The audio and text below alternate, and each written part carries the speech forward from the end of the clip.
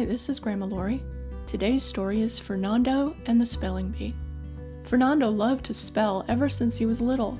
When he drove with his mom, he'd spell what he saw. C-A-R for cars that drove past. C-A-T for the kittens he saw on the sidewalk.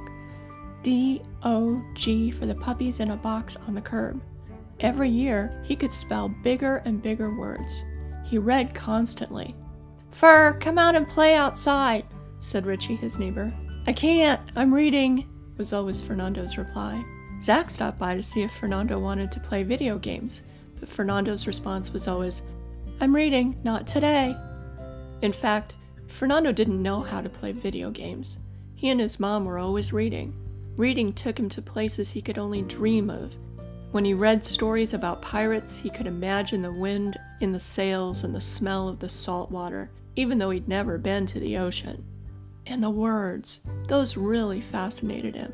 He loved looking at how words were constructed, the different tenses, and the origin of foreign-sounding words. He and his mom even looked up where words like neighbor and wait came from, because they were spelled so differently. One day, Fernando's teacher approached him after class and said, "Fernando, the spelling bee is in a few days. I'd like you to enter. I know you can win." Fernando was surprised. "I guess so," he said hesitantly, even though the thought of it excited him. He studied and studied even harder just before the spelling bee, and of course, he won. His classmates were clapping and cheering.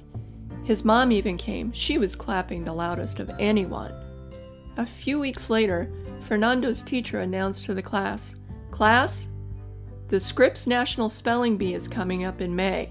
Can you think of anyone who should enter?"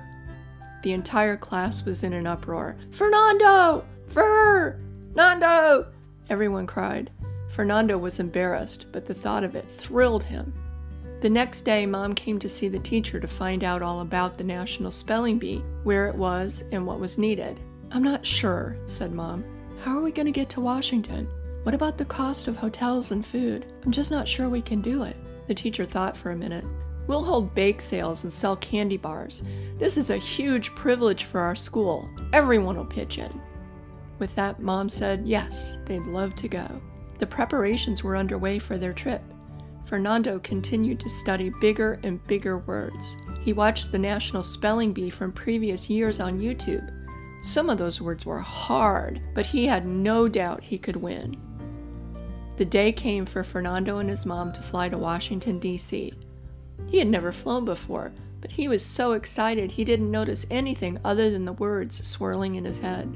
The next thing he knew, he was standing on the stage, bright lights shining on him and a microphone in front of him. He wasn't nervous at all. Words were a piece of cake for him.